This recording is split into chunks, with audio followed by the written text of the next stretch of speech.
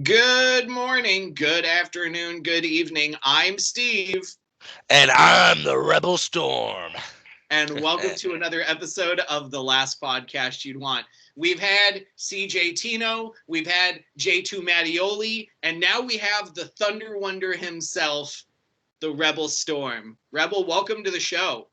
I got to say, you know what? You've mentioned two guys who I look up to in the wrestling business here in San Diego, SoCal in general, and I'm honored to be that third guest within that lineup right there because that's quite the that's quite the lineup. Yeah, no, I like to call you three the trio of troublemakers. Not with any bad inclinations. I just like the sound of it. Yeah, Uh, it's good. it's great to have you on the show. I've always loved the makeup. I've always loved the design. It's a very, for me, David Bowie Starman inspired like look, and I've always loved it. Oh yeah, I mean the makeup. I love the '80s. I love '70s, like all that old type of music and pop culture.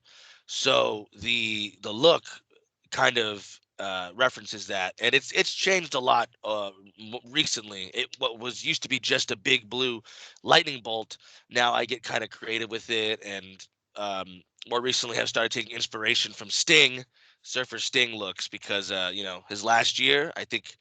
I thought, why not try and pay some homages and see where I can go? Because every line that he did on his face looked intentional, and just I wanted to try and emulate that.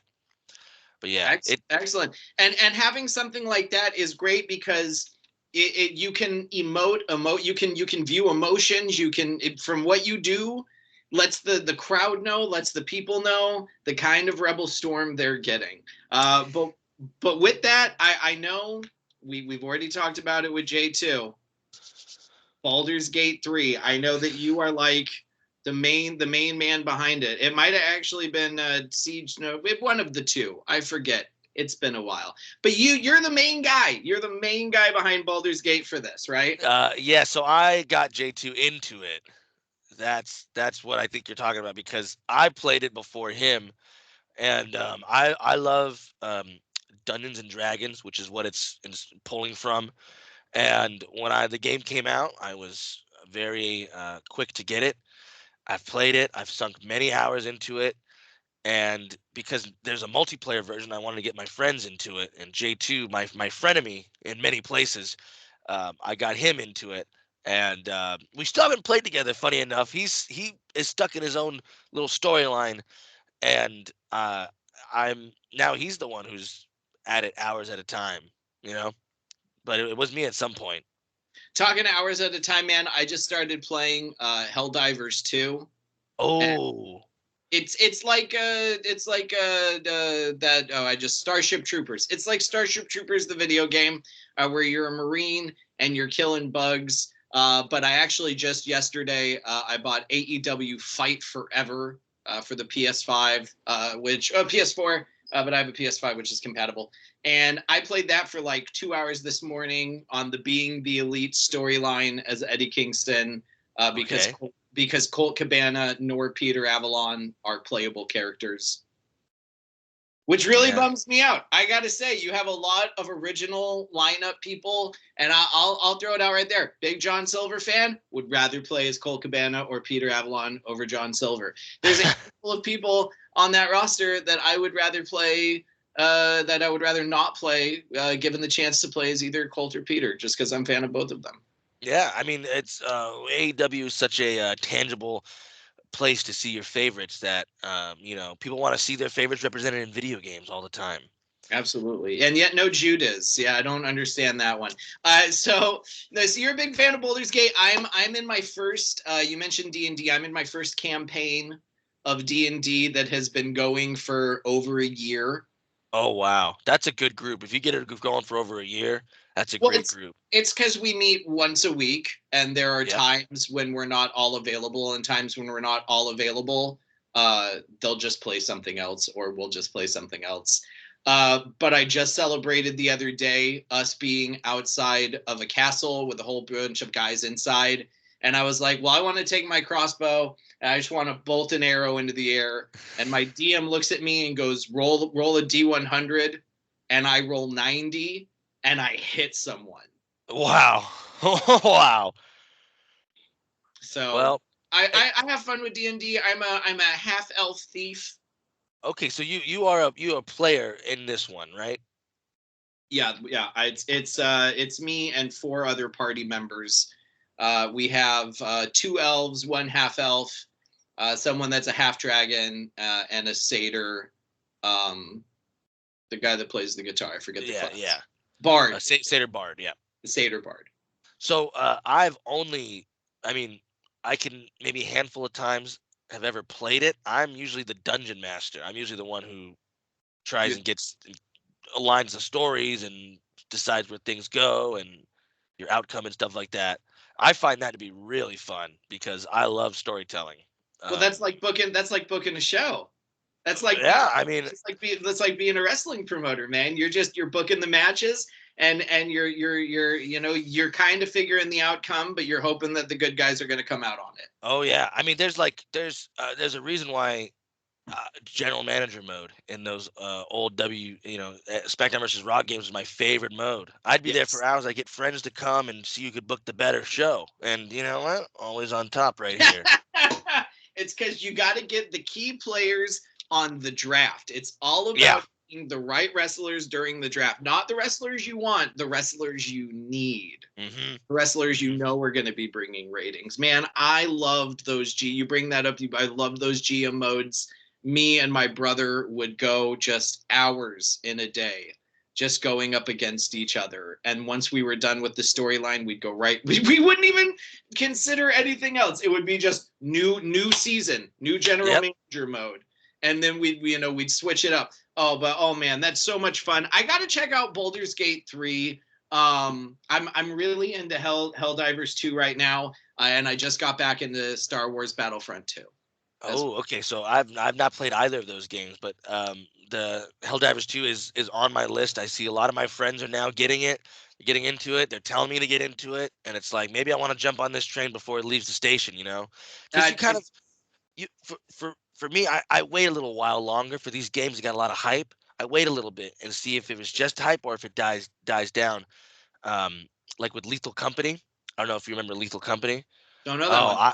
that's a good one. That's like a $10 single developer game where you play as these space workers going to different planets and collecting scrap from these abandoned factories. But the factories are riddled with monsters. Every factory is like randomly generated, and it's just a great atmosphere that they've created all around.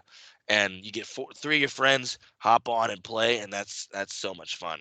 And so I let that hype play for a little bit. I saw it was still hyped up, bought into it, got friends into it. I don't have any regrets. It's great. Interesting. I'm part of the PSN. I'm part of the like premium, so I get all the 3 games for each month and a whole catalog. And there was one game that I really tried to get my friends on, and none of my friends with the PlayStation wanted to download it. And I already forgot the name of the game, but the whole premise is you had to get from one point to collect an orb of like power and then get out of the building. But you as a creator built the building, and you could create paths and you could set up traps, and you'd literally just go back to the level and you would just collect points from everybody that would go on your shit and die. Huh. It sounds like some sort of version of Mario Maker in a way. It's kind of like that. If I remember, I'll look it up later. I'll tell you personally. The fans Big Planet? listening, You're not talking about Little Big Planet, are you? not Little Big Oh, Planet. okay. No, not Little Big Planet. I really forget the name of the game. If I could somehow get onto my PlayStation catalog, I would. But I'll post it later. For you listening at home, for listening right now, you're shit out of luck because I don't remember what it is. As far as entertainment besides video games, with pop culture, movies, TV, what are you watching? Okay, so I I talked about this on an old podcast I had with CJ Tino and Barry Sweeney, but I'm a big Survivor fan, the reality TV show Survivor. And at the time of this recording, this past Wednesday was their season. Can you guess what season number they're on? See, okay, so we were kind of talking about this beforehand. I remember it starting in like 98, 99, something like that. So 99, yeah. So I'm assuming that this is going to be season 25. They're on season 46. How are you on season 46? 24 years, 25 years, 26. What? Because what? they do 2 a year. They do 2 a year. Oh my God, get out of here. We do not need that much Survivor. Speak for yourself. I'm obsessed. I am obsessed. And so I watched, 99. I watched probably like 99 to like 2003. My mom was a big fan of the series, which means my dad and I were forced to watch it when we wanted to sit in the living room and it was on. Yeah. And I remember the dude being naked and walking. Richard Hatch. Hatch. And then I think at one point there was a dude that said like his grandma had died. Johnny Fairplay, baby. Johnny Fairplay. Who I guess has history in the wrestling business. I found out he was a wrestling manager or then turned promoter or something like that. Johnny Fairplay, I want to say had a couple appearances. It was either in WWE or Impact. I'm leaning more towards Impact. I think Impact. Seems like something Impact would do. 100%. I don't know, man. You had literally what? Steve-O versus Sami Zayn? Oh, yeah. Or that's Johnny true. Knoxville. Johnny Knoxville versus Sami Zayn at WrestleMania? Yeah. I would believe it would be WWE if it was during the like guest Raw host, maybe. I could see that happening when they go, here's Johnny Fairplay, but I don't think that would fit I don't know, maybe. But yeah, no, I got into Survivor really heavy last year when I just decided I've never seen the show. The cultural significance of it has kind of flown over my head. So I wanted to start watching from the very beginning and catch up to the modern seasons, which I did not know at the time was 45 seasons, now 46. 46. And to answer the question really quick, Johnny Fairplay is a promoter and manager most notable for appearances in Total Nonstop ... So TNA, Impact Wrestling. There it is. There it is. So 46 though, get the fuck out of here. No, yeah, 46. And it is like what you remember is completely different. And a lot of that has to do with, I think, the people they cast, because it's such a cultural prolific show now. Well, it's a reality. It's like a real. It's so I understand being able to enjoy them, but most reality TV shows I just do not believe. Wow, I mean, that's fair. Do not believe. I've probably told the story before. I've probably told the story a million times. But years ago, I was watching a repo show on. I mean, it is what it is. It was on True TV. Oh, but it was a repo show, and they were repoing a construction site. And I straight look at my wife and I go, someone's car is going to get filled with cement, because one of the things they listed was a cement mixer. Yeah. And the owner of the company shows up, parks behind the cement truck with a convertible car. There's a guy already in the driver's seat trying to start the cement mixer. The owner gets in. You hear, don't hit that switch. Boom. Cement mixer start. Thing falls down. Cement fills into the car. Executive producer of the show, Eric Bischoff. Really? And the older brother from the Wonder Years, who was also a producer at WCW. Wow. You might have just cracked that wide open. No, but I didn't know that. I didn't know you had producer credits on a reality TV show. Yeah, I guess it's all the same, right? Big Bear. I think it was called Big Bear Towing. Big Bear Towing. That sounds fair. Something like that. But it was about a towing company in Jersey, a repo company in Jersey.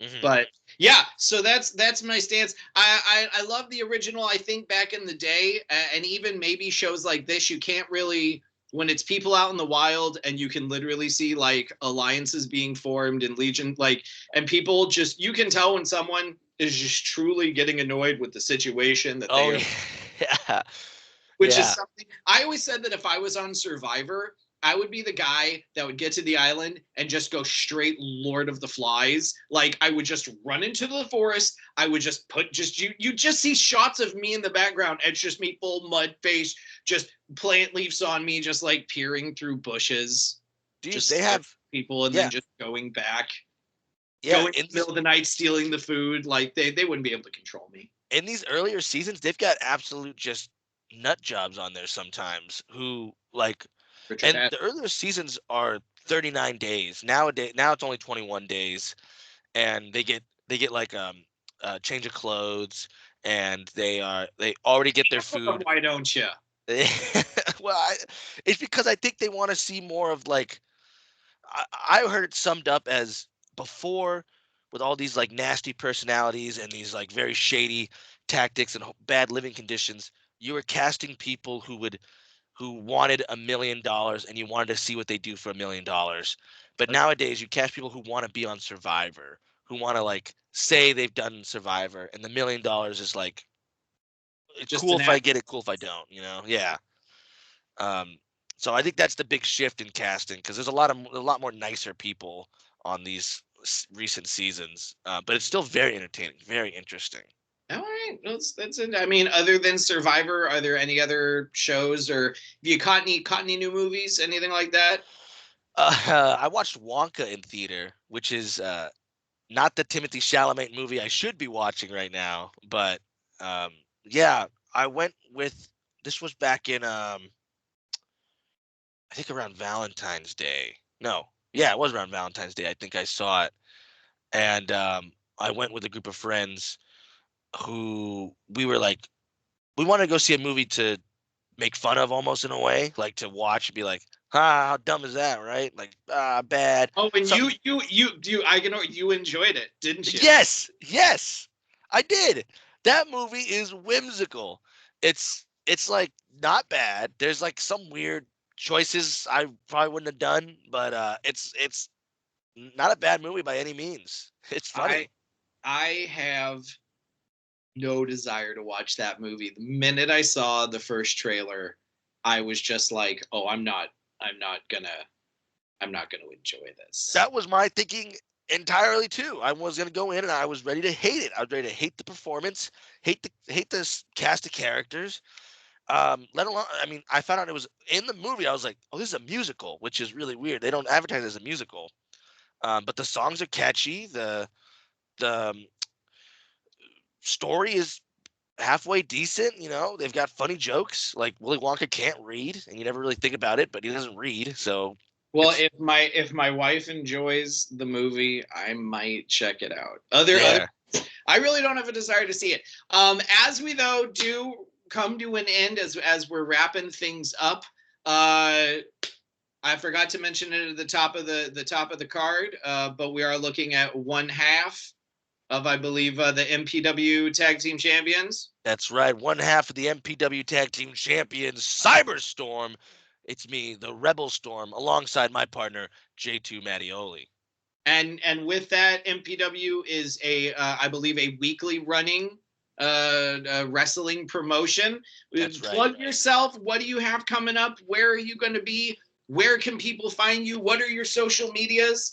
Take it away. So forgive me because I had something planned that I didn't tell you about right now. Because coming up this March 10th is the Skyfire Pro Lucha Libre show, Golden Road, which is where they're going to crown their first ever Skyfire Pro champion. And if you think that you are gonna beat my man Tommy Wilson, Scott coming in here, hot change. Everett Scott coming in here. Now I'm not gonna be at that show. I'm not managing Tommy at Skyfire Pro. But if you think that you're walking out of there with that big W on Tommy Wilson, we got Yeah. another thing coming, Rebel Store. Oh yeah, I'm sorry. No, that's okay. That's I okay. blacked I'm out glad you there brought for a that up. second. I don't know what happens. You were Well, I talking. wanted to, yeah, I wanted to show something because I have a very eclectic set of gears, but I wanted to show off a new set. I wanted to debut it on your podcast here. I Something love that's never this. been We're done getting before. a debut. We've never had a debut on the show. I love this. Yeah, so for those, this is the first glimpse of the new gear that I'll be wearing. This is an homage to Primal Pro Wrestling, whose mascot is a tiger, and we've got nice tiger black leather print gear. SoCal Gabe, you saw it here first. Exclusive. I love it. Look That's at right. that. Designed by good friend Mars LeBron, and then created by, actually sewn together by a man named Arturo here in San Diego. So I wanted to debut that because, if Tom Wilson doesn't have the looks, that's one thing, But yes, so to plug myself, yeah, that's right. Yeah. I am at MPW very frequently every Friday at 7:30 p.m. That is 805 Nordoff Street, I believe, in Chatsworth, California. This Sunday, I will be at the Skyfire Pro Lucha Libre show, um, Golden Road, a part of the first ever tournament to crown the Skyfire Pro champion. That's I don't have all the details, but you can look that up on Instagram for sure. I have got think of any other shows I've got coming up. Off the top of my head, that's all I got now, but I write it all in my planner here. I'm a physical planner guy. But you are a student of Primal Pro Wrestling in San Diego, California. That's right. A student of Primal Pro Wrestling in San Diego, California, specifically the Chula Vista area.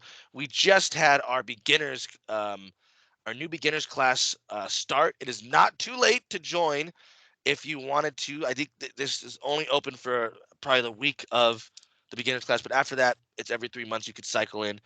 But special cases apply. Always hit up the head trainer, J2 Mattioli. And you can find me on Instagram at the Rebel Storm, or on Twitter at the_rebel_storm. That's all social media I have. And yeah, I think that's everything right there. Awesome. In tradition of the show, I always like to end with the guest giving a message of positivity. We like to keep a PMA, a positive mental attitude here at the show. Do you have a personal mantra or just a message that you'd like to leave the listeners with as we do come to an end? I do. My finishing move is called the Thunderstruck, which is something that you don't want to get hit with. So I always say, to all the fellow storm chasers out there, remember one thing: don't get thunderstruck. I love it. Rebel Storm, thank you so much for coming on the show. I can't wait to have you back. We'll get you, we'll get CJ, we'll get J2, we'll get you all on for a draft. It'll be a hell of a time. Yes, I would like that. We all play GM mode. Excellent. I love it. And ladies and gentlemen, that has been another episode of The Last Podcast You'd Want. And until next time, tip the veal, try the staff, and we'll see you then. See ya.